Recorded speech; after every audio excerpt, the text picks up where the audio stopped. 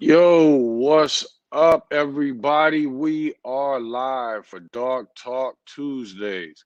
Let me go ahead and do my thing and find out where the live is so I can pin it to the top of the group. Give me just a second while everybody's joining in.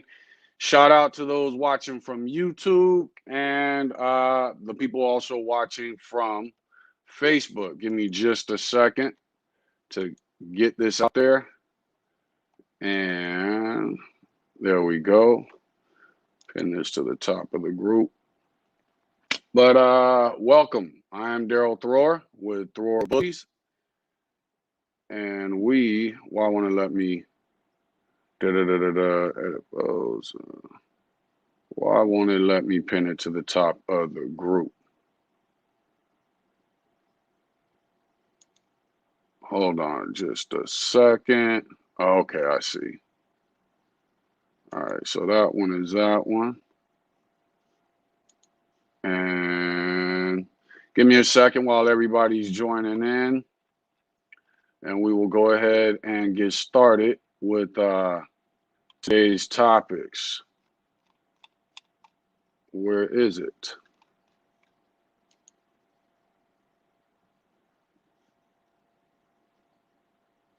Come on. Nothing ever works how it's supposed to work.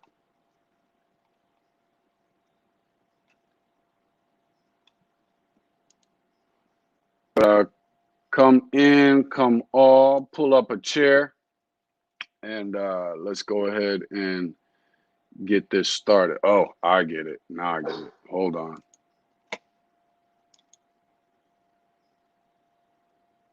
Send this to the group.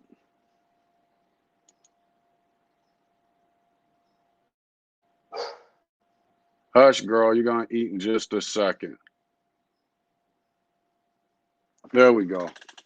All right, so today's topics were, we're going to get into them in just a sec. Older breeders versus newer breeders. Do older breeders teach or even have better dogs? Do newer breeders listen? That tends to be the main complaint that you hear from the older breeders. And then a lot of times we get the newer breeders who complain about, the older breeders don't do anything but bash dogs, etc. Another topic was how to get the best out of your kibble, regardless of what brand it is that you are using. And then final topic was a question that came from one of the viewers, which was if you work 12-hour days, Monday through Friday, can you properly take care of a dog? I know it's going to be a lot of opinions on that. So we'll go ahead and we will discuss that also. But one of the things I did want to speak on first off, again, for those joining in, we are live on YouTube and on Facebook. YouTube at Thrower Bullies, Facebook on my page, also in the Giant American Bully Breed group. Shared it from my page to the group because a lot of people were complaining they couldn't share. So I think once you join in, you should be able to share it with no issues. Let me make sure I'm paying attention to, let's see here, comments. Okay, so it does take a while for the comments to get going on the system, so I will also try to make sure that I am paying attention to that. If you have any sound issues or you can't hear anything, then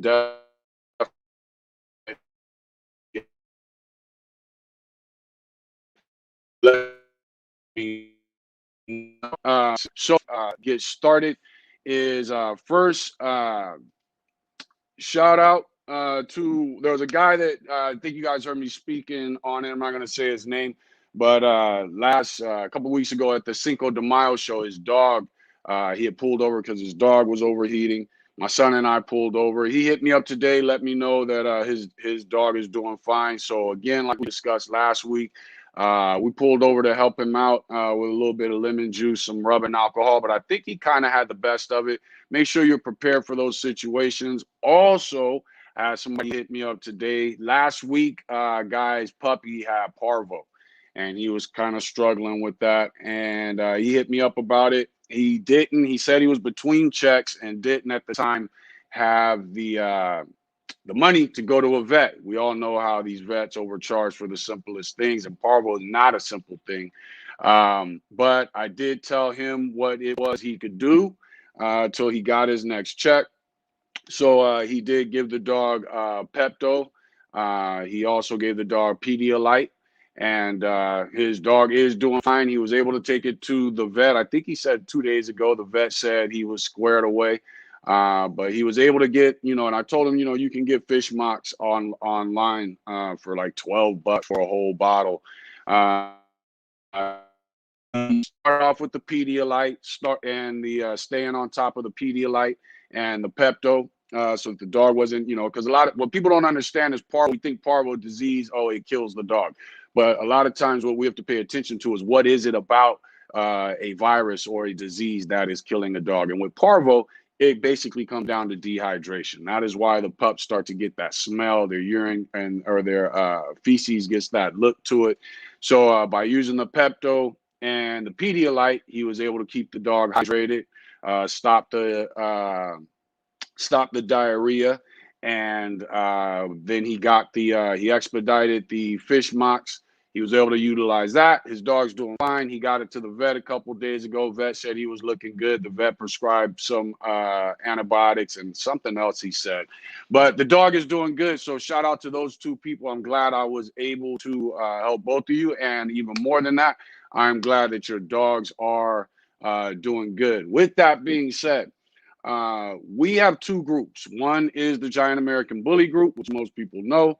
We also have another group that a lot of people that don't know about, which is Dogs of Grit. Dogs of Grit is not a bully group. It is focused on working and conditioning dogs.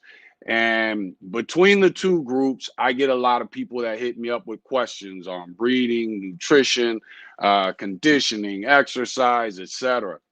And so it does take up a decent amount of my time having these conversations, because a lot of times I get tired of reading things, and so I'll just say, you know what, hit me up. Everybody, well, I'm not gonna say everybody, but most people pretty much know I'm an open book when it comes to dogs. You can always hit me up. But I'm gonna have to start I got my wife getting on me and making little comments here and there. So I'm gonna have to kind of figure out a way to regulate that a little bit, and so that there's a little more control over it. I'm probably going to do where I'll just kind of charge for consultations. Spoken to a couple people that do it. I know Raul does it. I want to talk to him a little more in detail about how he goes about doing that. But that way you have 100% my focus. It's not random. And we can discuss things, and get those things out the way. And so I'll probably be approaching it on that level. If you have an emergency, if I do go into the consultation fees, whether it's breeding, nutrition, whatever it is, training, anything like that, if you have an emergency, I would never charge anybody with that. You're always free to hit me. And a lot of times that's what people hit me about. So, but that's just something that I'm kind of looking at to kind of regulate my time a little better. And then of course, any question you have is free when on Dog Talk Tuesdays. It's included in the topics or in the comments. And of course, it will be there. Casper, what's up, man? Thanks for joining in. We're getting ready to get started with the topics. So just know that is going to be something that I'll be doing. And then at the same time, making sure that, of course, if you pay for any type of consultation, that it is more informative and that I'm not rushing through it, and that we're making sure we get to the bottom of whatever the issue is on a more thorough basis. What else was I going to touch on before we get started? I did want to give a shout out to Jamie Sweet. She is the creator and originator of the Shorty Bull. And one of the things, she posted a dog today, an oldie bulldog that she produced. Beautiful specimen. I wasn't a fan of the oldie bulldog until I saw this dog. A lot of times, I think we in this community take for granted the those who are breeders and have more experience. Betsy, thanks for joining in. Big Tech, what's up? Check out TTB, his showcase one, and also his breeding. He's got a bad pup right now. What's up, brother? Thanks for joining in. Jose Camarillo, thanks for joining in. He said, "How can I get Pimp C your boy size, bruh? You got to get a female off of Pimp C and breed her to king. We just bred to a pocket, and the pup is all black. Um, I think he's promising. We actually just got rid of that litter. They just turned 8 weeks. We just got rid of that litter. We got one keeper that we're gonna keep off of that litter. I think he's gonna be doing some promising things later for our yard and hopefully for the breed in general. But yeah, brother, we can chop it up. We can figure out how to get King to an exotic or you know, one of his offspring, Aziz or somebody. You know what I'm saying? But but yeah, you know, what was I gonna say? When it comes to the topic of today, let's go ahead and jump into it. First off, how do you get the best out of your kibble, regardless of the brand that you happen to be using? One thing that people have to understand when it comes to kibble got shoots. I want to say it was like 1860 when dog food kind of became a thing. You know, before then, people were just giving their dogs scraps. The dogs would catch what they could get, whatever it was. And you know, through travel and sailing on boats and everything, I forget the guy's name. I want to say it's Pat or Sprat, something like that. But it was about 1860 when he created, you know, a biscuit that to give to dogs. And then about 50 years after that, so around 1900, anywhere from 1890 to 1900, a company realized there was something profitable about it, and they were a production company. They bought his recipe from him, and then they started producing dog food. And from there, dog foods became a kibble industry, became a huge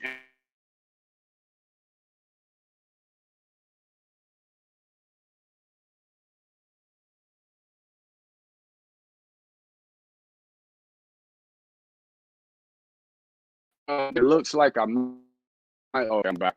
Around 1980, one of the biggest fears back then was that we didn't have enough food to sustain the world population. So all the marketing and everything about feeding and countries and the homeless and everything got real big back then. Well, all of a sudden the question presented itself: why are we paying this money for, you know, Gravy Train and all these popular dog foods that were popular at the time, Old Roy, Pedigree? Why are we paying all this money if we're running out of food, you know, for the common man? And it caused dog food companies to have to defend themselves and defend their marketing. And so what happened in the 80s is these dog food companies started adding things to their dog food and running better commercials and everything. Why? To get us to start purchasing the dog foods and those high dollar amounts.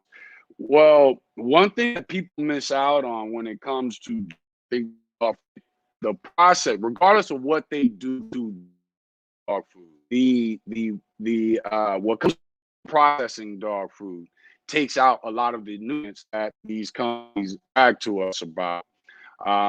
You know, they realized that quick. There was protein being added. And one thing in the community, I see bragging about their team dog foods that they eat their dogs. That is necessary. Anything when you're getting over 24% dog, you need all protein and extremely for your dog to those high percentage rates of protein. But when it's all said and done, the salmon that they put in the peas, all these various things, the process food to cook together and along life. Bad.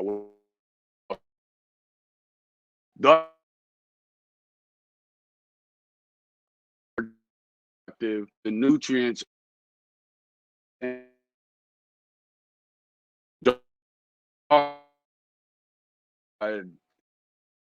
congrats, bro. Betsy said, I feed kibble plus from me go. Taurine, what's up, brother? Thanks for joining. But so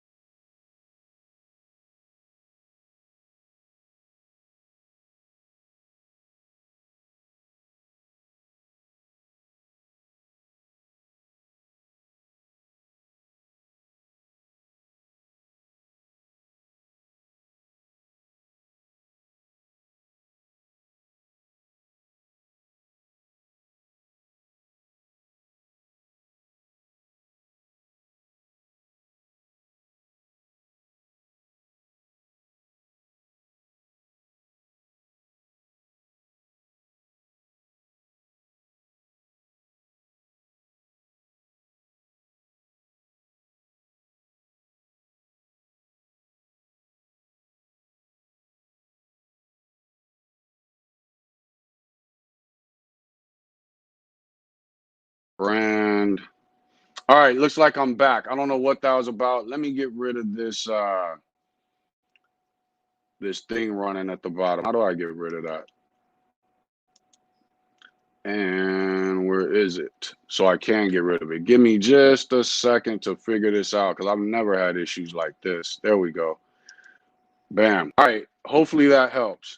All right. So one of the things that you can do with your dog food, with the kibble that you use to make that kibble something that is more productive for your dog so that it can get those ingredients out of it is hey, what's up, blood love bullies? Don't worry about being late. I've been having technical issues anyway. So thanks for joining on. But one of the things that you can do with your kibble is, and what I do with my kibble is, and I think most of you know now, I feed pedigree, and then I just add to it. But one of the things that you can do when it just comes to just the kibble itself, add water.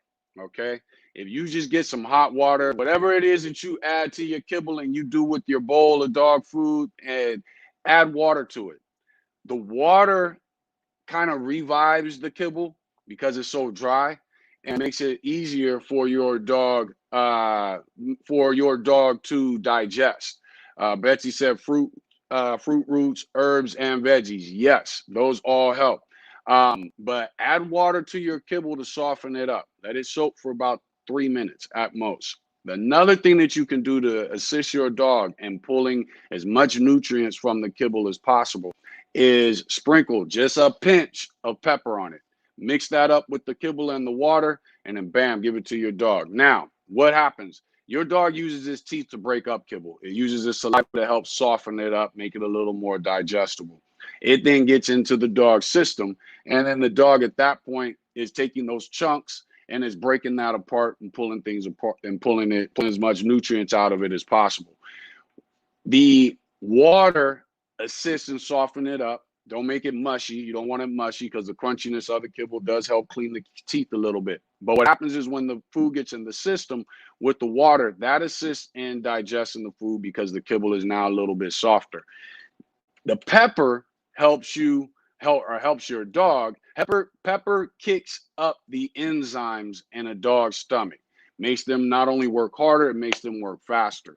So what happens is your dog is now able to pull as much from that pepper as possible. If any of you have ever heard of turmeric paste that people will make, one of the main ingredients to that is the pepper. And the reason you use the pepper is because it helps the body pull as much from the turmeric as possible. So when it comes to your dog food, if you strictly feed kibble, I suggest you add to it. But if you strictly feed, if you use kibble at all whatsoever, give a little pinch of pepper, give a little bit of water. Make sure you mix it up, because one, that helps the pepper stick to the kibble, and two, it prevents your dog from just accidentally inhaling a nostril full of pepper. Next thing you know, you got them sneezing. But just a pinch of pepper, and that will help your dog pull more from the dog food that you choose to use. Like Betsy said, add to it. Betsy said black pepper, not the white pepper. Yes, black pepper, what you want to use, regular. And that's why I want to explain how simple it was. We all got hot water in our house. We all got black pepper in our house. If you add that to your kibble, it'll make it a lot easier for your dogs to pull whatever nutrients are in the dog food the kibble that you choose to feed your dog. So always think about that. Make that a part of your regimen, regardless of what it is that you feed what kibble it is you use with your dog. Again, though, as I've said, and as Betsy is saying now, I keep it very simple. Monday, Wednesday, Friday, I call that protein day, where I add ground beef to the dog food, the dog kibble. I also add sardines straight from the can. I get the cheapest ones possible. Make sure you get sardines and water. I add the water to the food, and then I add the sardines. Sardines are way better for your dogs than salmon is. Way better. Salmon eat small fish to get the nutrients that small fish eat. Sardines are eating that directly. So it's better for you to, rather than having the sardines eat what the dog needs, and then the salmon eats the sardines, and now your dog is eating the salmon, the best thing you can do is have your dog go straight to the sardines. So sardines are great. That's Monday, Wednesday, Friday. Tuesday, Thursday, Saturday, I add spinach. I add sometimes kale, but mostly spinach, because kale actually takes a lot to really get the nutrients that people want to get from it.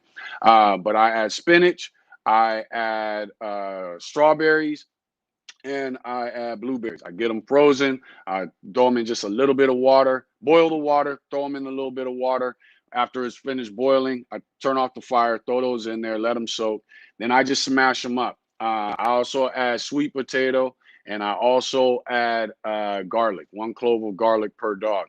Garlic, I know, used to be something that people said was bad for your dog. It is not. When you smash the garlic, I just smash with a bean smasher. I smash the fruits with a bean smasher. Vegetables, I tend to grate. The garlic, I will cut it up into pieces, and most of the time, I think I grate it on a cheese grater. When you do the garlic, let it sit for a couple minutes. I'd say 5, maybe 10 minutes, so that it kind of airs out and gets those things, the things going in the garlic that air causes to happen. Throw it in the dog's food. And I do it every other day.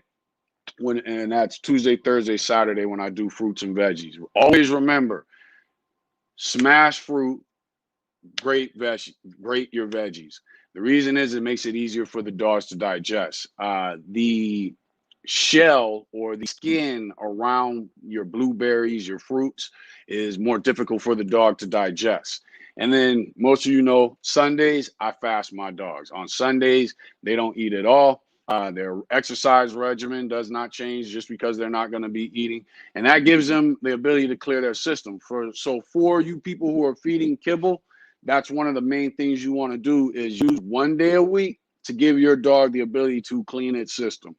Is your dog going to be hyper? Yes, that's great, because the more they're moving out of hunger, the more it's giving them the ability to pull new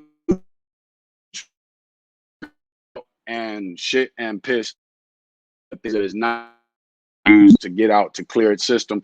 You will also notice that this will boost your dog's immune system. So you've got allergies. So for instance, if I notice a hair issue, anything like that with my dogs, a fur issue, first thing I do is I fast them. And then I do everything else that I do for the immune system and those issues. A lot of times just fasting a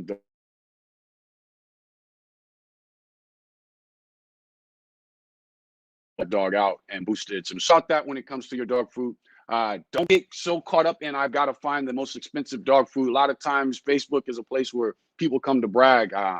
You know, we used to be a society where you wanted to drive a fancy car, but you wanted to get that car for as cheap as possible. Now we're in a society where people want to pay as much for the cheapest car as they possibly can just so they can brag about it. It's the same thing with dog food. Don't get caught up in the high protein dog foods if you're not truly exercising your dog on that level and actually working and conditioning your dog on that level. Your regular brand dog foods are just as good as your high-end dog foods. I don't care what anybody says. I know vets push, you know, certain dog foods, but you got to remember the vet industry, we have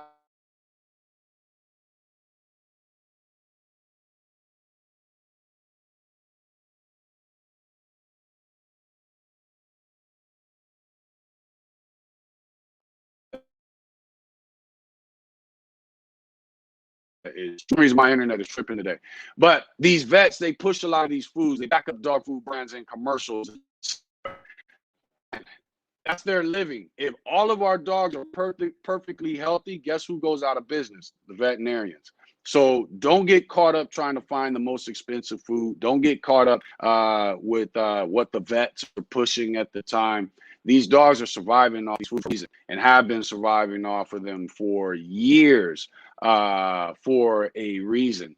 Let's see. Jose Camarillo said, how do you transition from raw to kibble?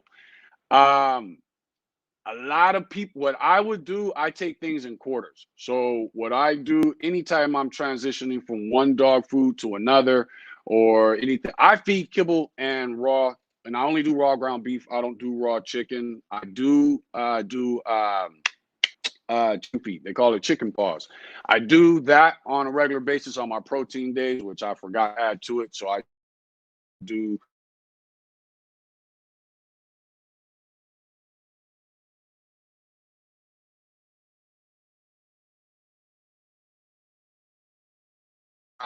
a dog food to my dog or I do a quarter of it at a time. Do a quarter of it for a day, maybe 2 days, and then I add a little more, and I just go from there and gradually add it so that you're giving your dog time to transition, your dog system time to transition to whatever it is you're about to do new. I know there's a thing about not feeding raw and kibble at the same time. That is entirely untrue. Dogs don't eat that way. Humans don't eat that way. We don't, you know, make a plate of chicken, eat that one day, and then the next day we eat vegetables. We eat it all at the same time. Your dog is the same way. You can go ahead and exactly like Betsy said, let the garlic sit. But you can go ahead and feed raw and kibble at the same time. And but you just want, if you're gonna start giving your dog raw, do it a little bit at the time. Keep your same amount of kibble, then just throw whatever raw you're going to add to it. Just throw that on there with it. So your dog's going to have a little bit more that day. Let your dog do that. And then you just start adding more and then start slowly taking out the kibble. But again, give it time. If you notice diarrhea in your dog, you know you moved a little bit fast. So backtrack a little bit and then gradually make your way back, you know, back up. And that's the basic way you want to do it. Always do it slowly. When you're transitioning from anything new. I also add on my, now on a regular basis, I add turmeric to my dogs, and I also give them a little bit of ginger. One of the reasons I use ginger is because our dogs don't have the ability to tell us when they're having stomach issues. So I will add ginger every other day on my fruits and vegetables day. So that way it does have something assisting it with his stomach, whether it's something that's about to eat or something that ate the day before, or it just might be going through a stomach issue for whatever reasons. If you notice, the posts that are on here typically come from YouTube, and that is because it enables me to do that. For whatever reason, StreamYard right now is not picking up the Facebook comments. Blood Love said, I learned blending the kibble to a powder and adding in water also helps with the assimilation of nutrients. Exactly. And that's basically what you're doing when you're turning to water, or when you're adding water to the kibble. I don't grind the kibble into a powder. I just, add it to it, mix it up, and then that's that. I let their teeth do that part. But if you're blending it, then of course your dog is going to get more from it if you're grinding that kibble up. So that's definitely, a good point. What was one of the other topics that we had today? And I'll always hit your questions up at the same time, regardless of what topic your question is on. Oh, if you work, this was a question that was presented to me. If you work 12 hours per day, 5 days a week, can you properly take care of a dog? Now, I know people are going to have various thoughts on that, but here's the deal. The average dog probably chills about 12 hours a day. So you figure the average person works 8 hours a day. You're only talking 4 more hours. I think what you have to do at that point is be 100% committed to your dog. So you work that 12 hours. When you get home, the average person, especially after 12 hours, what do they want to do? They want to sleep. They want to chill. If you work 12 hours, you don't have that ability. You need to let your dogs out. They need to get exercise. What I would say for a person who has that type of regimen or working hours, is your dog is definitely going to need a large containment area. You're not going to be able to keep that dog in a crate for 12 hours. That is not going to be good for your dog. Once a dog is full grown, can they adjust to that? Yeah. But it is going to cause growth issues and structural issues if your dog is in a small confined area. Even your kennel, your 5x5, 5x10, just the fact that the dog is closed in causes that dog to not want to roam and get the exercise that it would normally get on its own. You're going to have to make up for that. And you're going to have to be committed to that if you're working 12 hours a day. So, one, your dog is going to need a large containment area. Two, you're going to have to make sure that when you do get home, your dog is getting exercise daily. Three, because your dog is in a contained area for 12 hours, you don't want to be overfeeding your dog. The fact that your dog is hungry will cause it to get up and kind of exercise itself just out of sheer boredom and, the hunger that's in it. That's what dogs are designed to do. That's what predators are designed to do. Like I've said before, pack animals usually only succeed they only succeed 1 out of every 6 attempts. Single animals, tigers, cheetahs, they only succeed 1 out of every 10 times. So if a dog and a pack animal, lions, which live in a pride, hyenas, wolves, they only succeed 1 out of every 6 attempts.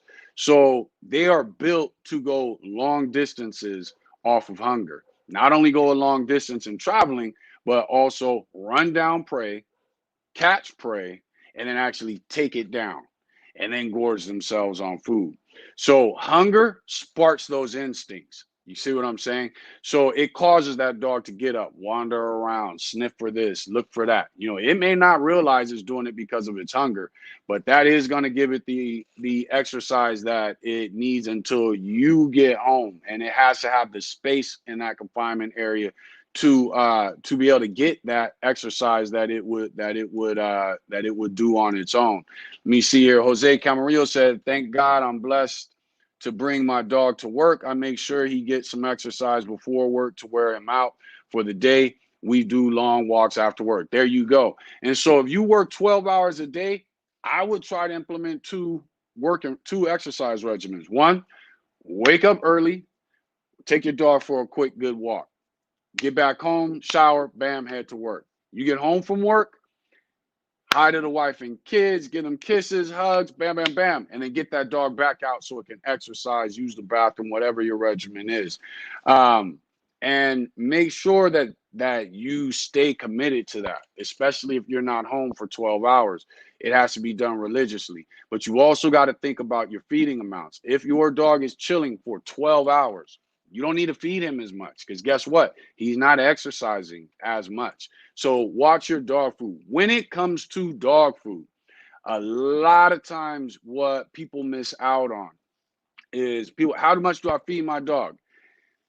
Your dog food bag comes with instructions, regardless of breed. If you notice, it doesn't say the breed on there. It might say small dogs, large dogs, but it's focused on the age of the dogs. Start out with that amount, see what works for your dog. You should be able to stand back from your dog and not see your dog's rib cage. Don't get his lateral muscles. If you're somebody that's conditioned your dog, don't get your lateral muscles confused with the rib cage. Look at your dog and see it and make sure you cannot see that dog's rib cage. But when you step up to your dog and you touch the dog, you should be able to feel each individual rib as you run your fingers aside of that dog. That's when you know your dog is in being fed the correct amount. Doesn't matter what breed it is, it's a dog. Okay. No dog should have more fat on it than other dogs. You know what I mean? Our dogs that we look at for girth, that girth is supposed to be provided by a wide rib cage and extra bone because of its breed. That's where the girth comes from. Not from feeding it more, not from fat. So all the dogs from the Great Dane to the Bull Mastiff to the American Bully to the Chihuahua, you should be able to step back, look at your dog, not see its rib cage. Step forward, walk up to your dog, rub your fingers along the rib cage, and you should be able to feel every individual bone without seeing those individual rib bones. And that's when you know your dog is at a proper size and proper weight and you're feeding it the proper amount. I would do that check every 2 weeks. I'm a big 2 week person when it comes to dogs, when it comes to healing, whatever it is I'm going through, I go by 2 weeks. Um, let's see here. Uh, Blood Love Bully said, Daryl, will you please cover heartworm prevention and the steps you take with us transitioning into summer? I am big on garlic. As I stated before, garlic is great for your dogs. And when it comes to parasites and when it comes to keeping mosquitoes and things off of them that bring our dogs parasites, make garlic a regular part of your dog's regimen. There was a study that happened years ago, and I forget what the name is, alums or something like that, where onions and garlic all fit into this family called alums or something with an LUM at in the word somewhere. But garlic was accused of being deadly for dogs. Well, problem is what the scientists did was they took a shortcut and they started just using extracts and were giving the dogs too much. Later on, they found out that these things, that garlic was not only was it not bad for dogs, but it was extremely good for dogs. So what I do when it comes to your dog and you want garlic in your dog system, you want garlic coming out your dog pores and his fur and everything. It will keep mosquitoes, fleas, and ticks at bay. It's not perfect, but it will help keep them at bay. As far as I deworm my dogs, and you should deworm your dog every 3 to 6 months based off of where you live. And here in California, we don't have a big issue with worms. So I do every 6 months. I deworm the dogs, but make sure you are getting a wormer that handles heartworms specifically. But the garlic will help you out a lot when it's a part of the dog and it's in their system, because it also helps keep at bay those things that bring heartworms to our dogs. Mosquito is a major one. And I think there's a few others out there. But again, keep garlic in your dog system. Like I said, my dogs get it every other day, Monday, Wednesday, Friday. And then your dog's immune system also helps it fight off things. And that is one of the reasons I fast on Sunday. So think about that. As far as the different medications and which is best, I don't even stick with the same medications. I just kind of, which is a lot. And actually, I just had one here and I don't remember which one it is. But your more popular brands are typically going to be good for your dog when it comes to get alums. There you go. Cognac Pope Dennis said alliums is what they're classified as. Yes. So onions, bad for your dog, especially if they're not cooked down in a stew or whatever. Garlic is good for your dogs. So just be aware of that. Garlic does help your dog, gets that blood flowing, and it helps not only prevent parasites, it also helps kill parasites. So But I would say whatever it is you choose to use, you want to do it every 6 months. If you live somewhere where parasites are a major issue, worms are a major issues, then you want to do it every 3 months to keep those things off of your dog. So let's see, what topic are we on? Okay, so again, you got a 12-hour schedule at work. uh, Make sure that you are not overfeeding your dog, and make sure that you have your own regimen focused uh, on exercising your dog and bonding with that dog, because 12 hours is a long time, 8 hours is a long time, but that is the life that most of us live.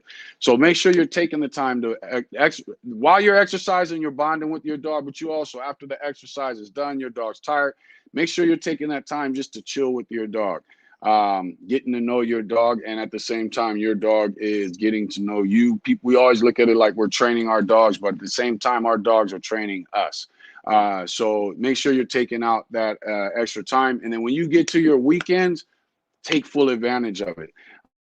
Don't do your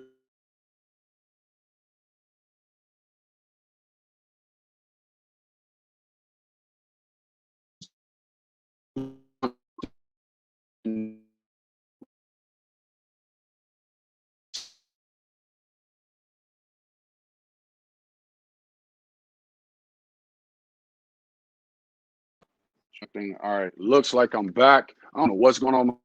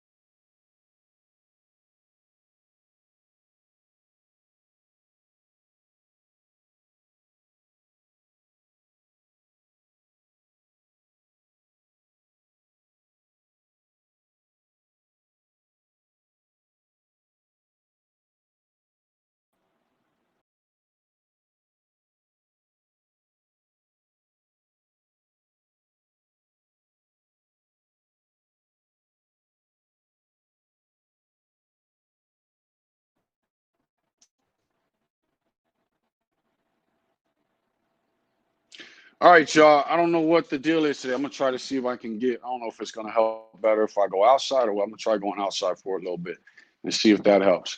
But so I might miss some of your questions. I'll try to go back in and check on them periodically.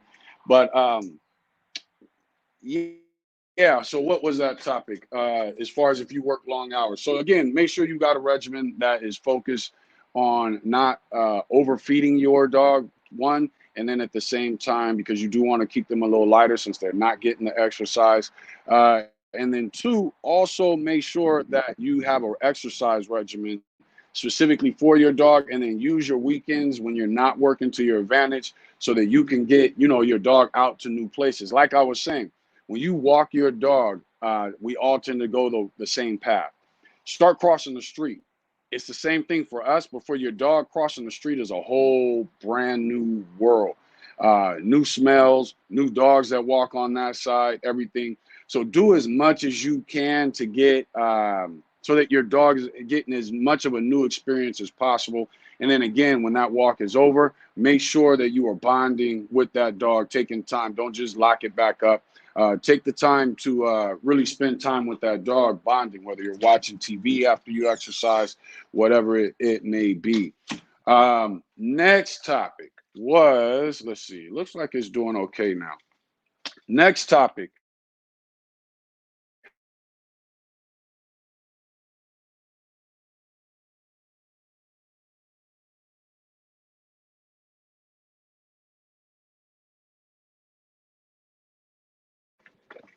All right, I'm gonna go just stay outside. When it comes to the older breeders, what's one of the most, now I'm not going to be able to see your comments. And for those of you on YouTube, I can see them, but my eyes are bad, so it's hard to read them off my phone.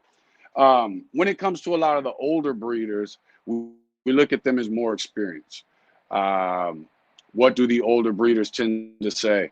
That the newer breeders don't listen. The newer breeders tend to say, well, the old breeders don't teach. They keep everything a secret, blah, blah, blah. I think what people have to remember is these are dogs, regardless of the breed.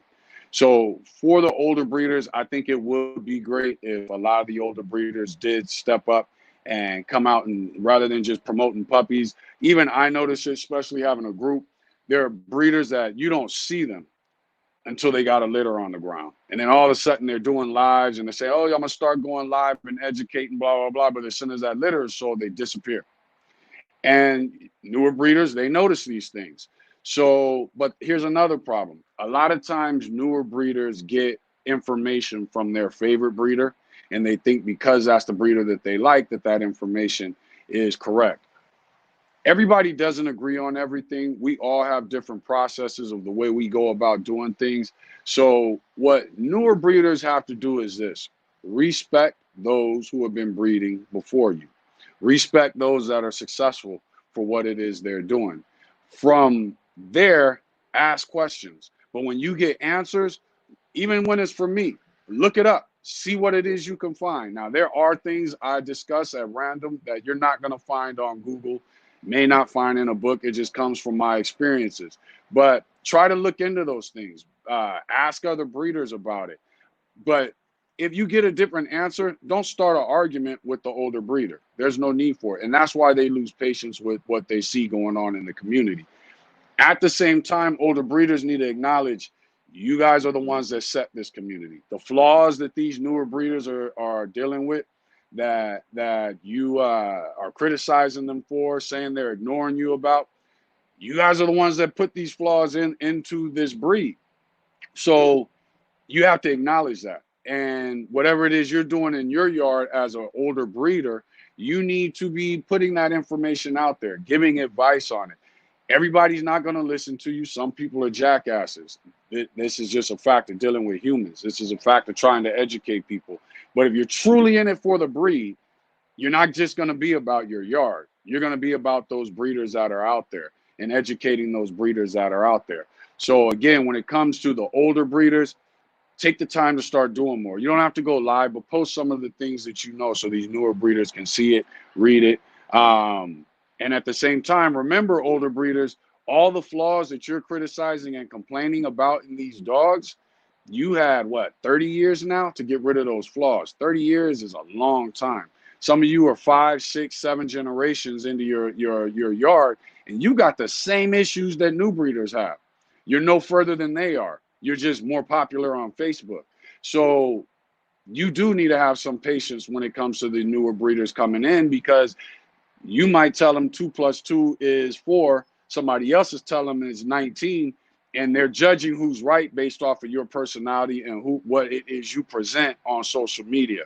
For the newer breeders, do your homework. Don't forget that these are dogs. The flaws that you see in these dogs, they're not even breed flaws. A lot of them are just straight up species flaws. They're dog flaws. So you know what your grandmother's dog and what everybody's dog used to look like 20 years ago. When you see something different in your dog, you can't be kennel blind to it.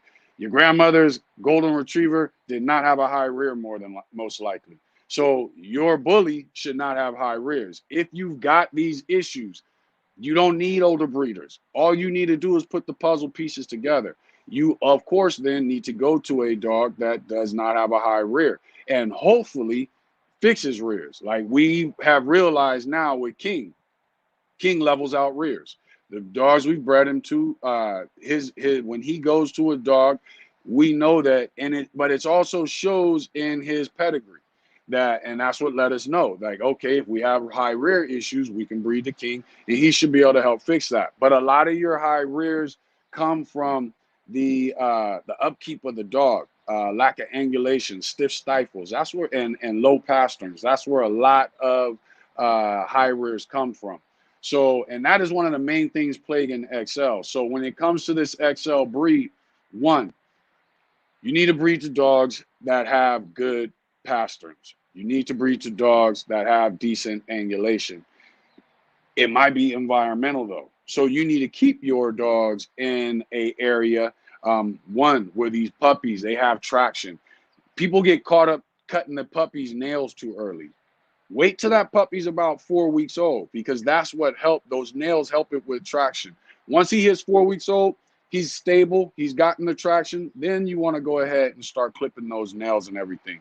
But until then, you want to chill. One of the things that a while ago I did a video where I had Cardi and King's last litter, and I took I call them Huggy sheets, but it's fitted sheets. I took a fitted sheet and I put it over a kiddie pool and made it so that it was like a drum, so that the top wasn't touching, the sheet wasn't touching the bottom of the kiddie pool. I tightened it up, and then I put the puppy on there, and I let the puppy, once they get to an age where they can move around, put the puppy on that drum and let them start crawling and moving around. What you're going to notice is the puppy's weight causes the sheet to sink down a little bit, and then he has to kind of crawl uphill to move around the sheet while it's over the kiddie pool.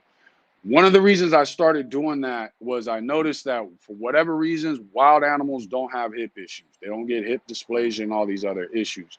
What they notice is when you go into a wolf's den, what tends to happen is it's made circular. One of the reasons it's made circular and kind of goes down at the bottom and comes back up on the sides is it, one, helps the puppies to gather together so that they're all together and in one place, keeping each other warm.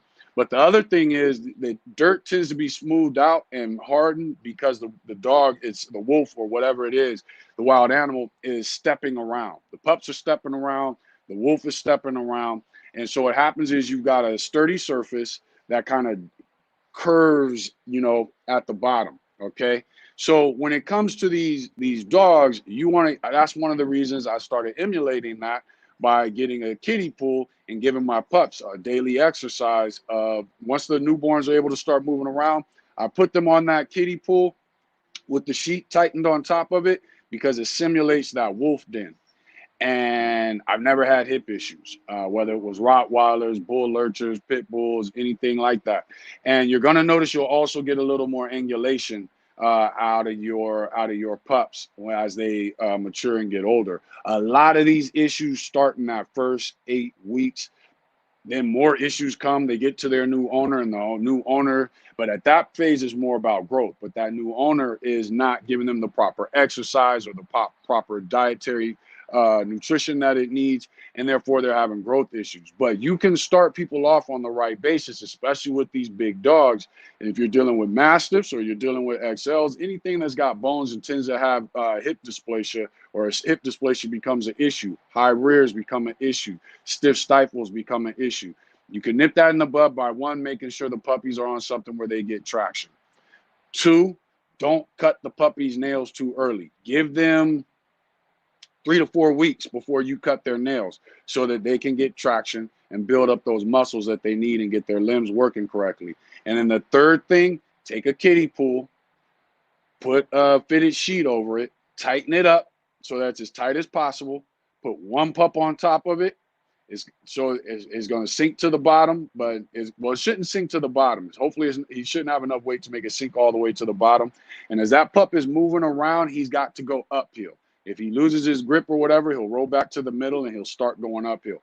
Not only does this build determination in a puppy, you want to take them off before they stop. That way you're building determination in the puppy because they know at some point I'm going to be taken out of here as long as I keep on trying.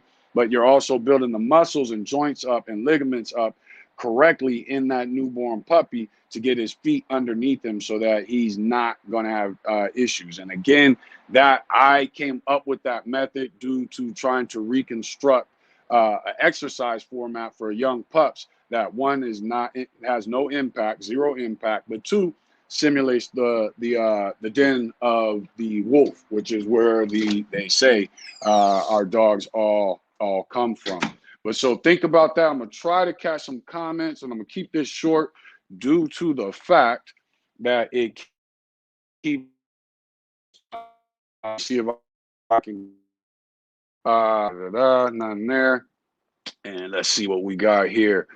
Let's see. Weight pulling. What age should I start my pup? Okay, so I look at weight pulling the same as I look at conditioning. So when you're a pup, the first thing you want to do at, I'd say, as early as taking the pup out for walks. Once he's gotten vaccination, get them used to the harness. Take two empty milk crates or soda cans, put them to attach that to the leash, and let them get used to the sounds that come along with it walking. Don't add any weight whatsoever on a young pup. You don't want to add weight till they hit, I'd say, about a year old, and then you want to start doing it gradually. But the first thing to do is get them used to the harness, get them used to dragging the leash or chain, and then get them used to sounds being behind them when they're walking and when they're pulling. That's the first thing you want to condition the dog to, Chris. Don't start early because you will mess up their joints and things. Dogs like pit bulls can start earlier than dogs like XLs, Mastiffs, even your larger Johnson, or even your larger Scott version of the American Bulldog. So be very careful if you do plan on getting into weight pulling. Be very careful with that. Start off getting the dog used to the tools and getting the pup used to the sounds that the tools make. Because when you put them on that weight thing, there's a track that it's on. That just get them comfortable with those things first. Just keep them on a walking regimen, make it easy, and keep it simple so that there's that you're not messing up their joints at an early age. Let me see here. What else was I going to touch on when it came to this? We touched on the water. I mean the food. One thing also when it comes to new and older breeders is egos. New breeders, be humble. Okay, just be humble. When you come across somebody that's an asshole to you or a jackass to you, go to somebody else. You know what I mean? But be humble. Don't get caught up in this Facebook stuff of going back and forth with people.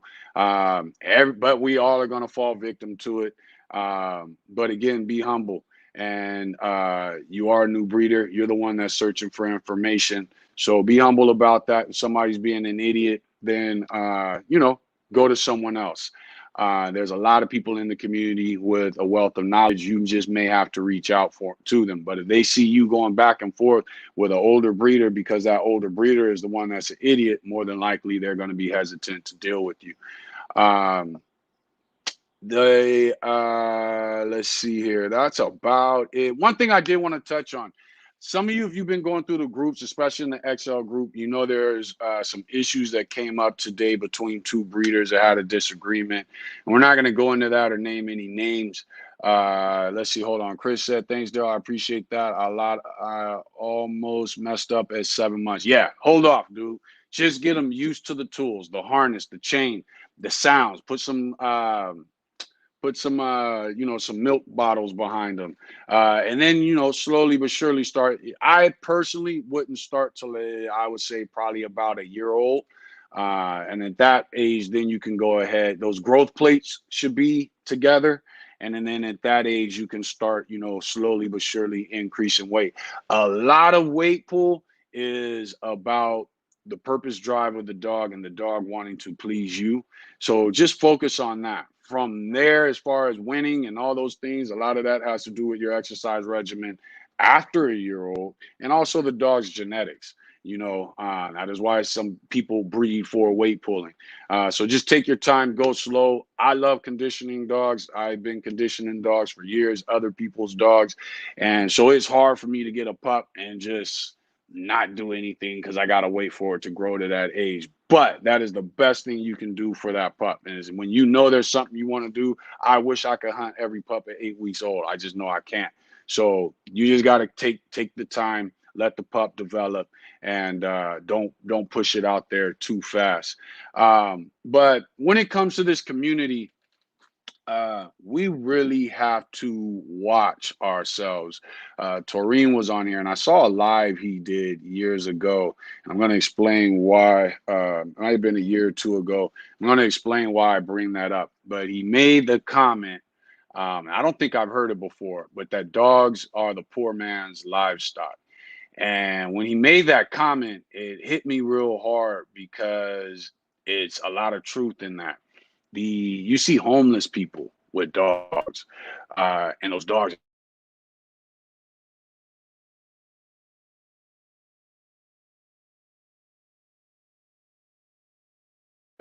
be all with. You also see people breeding. I'm gonna go ahead and close it out with this. You also see people of all kinds of backgrounds, all kinds of rich, poor, middle class, whatever it is, breeding dogs. One of the things that we have to be careful of when we are on Facebook and we have disagreements, the two worst things that you can do is, one, these disagreements take place on social media. People are watching us, especially in the bully community. The other worst thing you can do is be bragging about how much money you make breeding dogs. The reason is the more there are disagreements, disturbances, disrespect, bragging about money, all these things that we see rappers do, the more the government watches what we're doing, the more Facebook watches what we're doing, the more PETA watches what we're doing. And when they get involved, all they can do to regulate it is make it more difficult. Here, and actually, let's start with the UK. Due to exotics and the way they were being bred, the UK has certain areas and counties where breeding, deformities in dogs is illegal. So if you breed a bow-legged dog to another bow-legged dog, you can be prosecuted. Here in California, due to the abundance of people breeding and bragging about breeding, they have a bill they just passed. I'm not sure how they're going to implement it, but it used to be that the most dogs you could have in most counties was 4 adult dogs. This enabled people to breed. By the time, though, an adult was considered six and up, 6 months and up. So this meant you can have your puppies, breed, have puppies, and you didn't have to worry about getting a kennel license. And some of your best breeders do not have kennel licenses. And you weren't had to worry about regulating. As long as you didn't have any complaints and you weren't acting crazy online, then you didn't have to worry about the government and people getting involved. Now California is looking at, because of the combination of PETA and their own ignorance in our legislative people, but now they're looking at, if you once you get a dog, that dog has to be spayed and neutered, unless you're a breeder. And if the dog's not spayed and neutered, then you have to have a kennel license, regardless. You can just have one dog. And if it's not spayed and neutered, they're going to want you to have a kennel license, or they're going to fine you. Not only does this mess up the growth of our pets, if you're not a breeder, spay and neutering a dog at an early age just messes, before the age of 2, a year and a half, 2 years old, messes up their growth. Because they're missing out on the hormones that they need for proper growth. But now you're saying that if I don't spay and neuter my dog, I have to go get a kennel license. Eventually, they're going to make those kennel licenses more and more expensive. For those who are rich and you've got the money to get whatever kennel license it is you choose, regardless of how expensive it may be, guess what else they're going to do? Well, we got 5,000 requests for to renew kennel licenses this year, and we're behind. So therefore, it's taking a while to renew yours. But until yours is renewed, guess what? You better not be breeding.